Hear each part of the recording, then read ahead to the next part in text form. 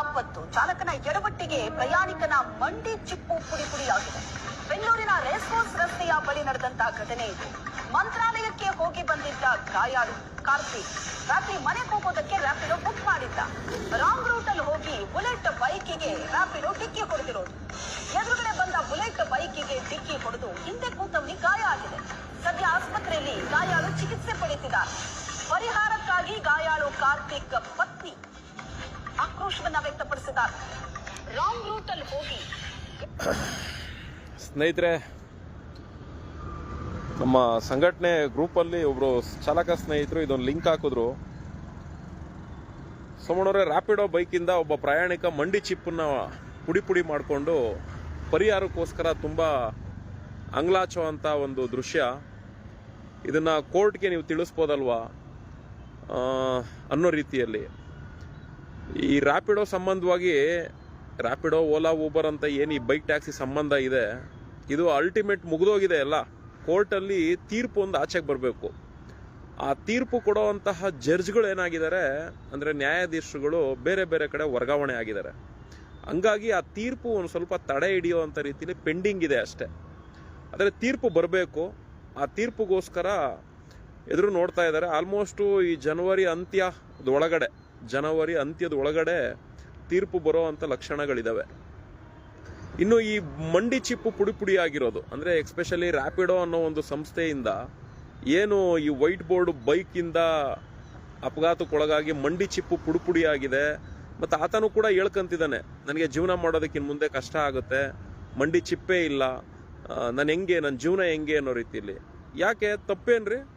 Accident, ಅವ್ರ ಹೆಂಡತಿ ಬೇರೆ ಏನೋ ತುಂಬ ಆಕ್ರೋಶ ವ್ಯಕ್ತಪಡಿಸ್ತಿದ್ದಾರೆ ಅನ್ನೋ ರೀತಿಯಲ್ಲಿ ಮಾಧ್ಯಮದಲ್ಲಿ ಹೇಳ್ತಾ ಇದ್ದಾರೆ. ಏನಕ್ಕೆ ಆಕ್ರೋಶ ವ್ಯಕ್ತಪಡಿಸ್ಬೇಕು? ಅವ್ರ ಮಡ್ದಿ ಅವ್ರಿಗೇನು ಅಷ್ಟು ಗೊತ್ತಿಲ್ವಾ? ತಪ್ಪಿಲ್ಲ ರೀ, ಆಕ್ಸಿಡೆಂಟ್ ಆಗಿರೋದು ತಪ್ಪಲ್ಲ, ಮಂಡಿ ಚಿಪ್ ಮುರಿದೋಗಿರೋದು ತಪ್ಪಲ್ಲ, ಬೈಕ್ಗಳಿಂದ ಬಿದ್ದು ಪ್ರಾಣ ಹೋಗಿರೋದು ಕೂಡ ತಪ್ಪಲ್ಲ ಅನ್ನೋ ರೀತಿಯಲ್ಲಿ ಆ ಬೈಕನ್ನ ಬಳಸೋವಂಥ ಜನನೇ ಹೇಳ್ತಾರಲ್ಲ. ಈಗ ಬೈಕ್ ಬಳಸೋವಂಥ ಜನ ಏನು ಹೇಳ್ತಾರೆ? ಬೈಕಿಂದ ನಮ್ಗೆ ಒಳ್ಳೇದಾಗುತ್ತೆ, ಬೈಕಿಂದ ನಮಗೆ ಟ್ರಾಫಿಕ್ಕು ಓಡಾಡೋದು ಕಂಟ್ರೋಲ್ ಆಗುತ್ತೆ, ಒಬ್ಬೊಬ್ಬರೇ ಓಡಾಡೋ ಅಂಥವ್ರಿಗೆ ಬೈಕು ತುಂಬ ಹೆಲ್ಪ್ ಆಗುತ್ತೆ ಅನ್ನೋ ನಾನಾ ಥರ ಕಾರಣಗಳನ್ನ ಹೇಳೋ ಅಂಥ ಮಂದಿ ನಮ್ಮ ಜನ ಬೈಕನ್ನು ಬಳಸೋ ಅಂಥವ್ರು. ಆ ಬೈಕನ್ನು ಬಳಸೋವಂಥ ಕುಟುಂಬದವರು ಯಾಕ್ರಿ ಪರಿಹಾರ ಕೇಳ್ಬೇಕು ನೀವು? ಬೈಕನ್ನ ತುಂಬ ಇಷ್ಟಪಡ್ತೀರಾ, ಬೈಕನ್ನ ಟ್ಯಾಕ್ಸಿ ರೂಪದಲ್ಲಿ ಮಾಡ್ಕೊಟ್ಬಿಟ್ರೆ ನಮಗೆಲ್ಲ ತುಂಬ ಅನುಕೂಲ ಅಂತ ಕೇಳ್ತೀರಾ. ಇಷ್ಟೆಲ್ಲ ಕೇಳೋ ಅಂಥವ್ರು ಬಿಡಿ, ಮಂಡಿ ಚಿಪ್ ಅಷ್ಟೇ ತಾನೇ ಮುರಿದೋಗಿರೋದು, ಏನಾಗಿಬಿಟ್ಟಿದೆ ಹೋಗ್ಲಿ, ಸತ್ತೋದ್ರು ತಾನು ಏನು, ಅದೇ ತಾನೇ ನಿಮ್ಗಳಿಗೂ ಏನು ಅನ್ಸಲ್ಲ? ನಿಮ್ಗಳಿಗೆ ನೋವಾದಾಗ ಸಂಸ್ಥೆಯವರು ಪರಿಹಾರ ಕೊಡ್ಬೇಕಾ? ಯಾಕೆ ಆ ಸಂಸ್ಥೆಯವ್ರು ಹೇಳಿದ್ರ ಬೈಕನ್ನು ಬಳಸಿ ಅಂತ? ಆಟೋ ಇರ್ಲಿಲ್ವಾ? ಕ್ಯಾಬ್ ಇರ್ಲಿಲ್ವಾ? ಜನಕ್ಕೆ ನೋವಾದಾಗ್ಲೇ ಅದ್ರ ಬೆಲೆ ಗೊತ್ತಾಗೋದು. ಅದೇ ಆಟೋದಲ್ಲಿ ಹೋಗಿದ್ರೆ ಮಂಡಿ ಚಿಪ್ ಮುರಿದೋಗ್ತಿತ್ತ? ಅಲ್ಲ, ಪುಡಿ ಪುಡಿ ಆಗ್ತಿತ್ತ?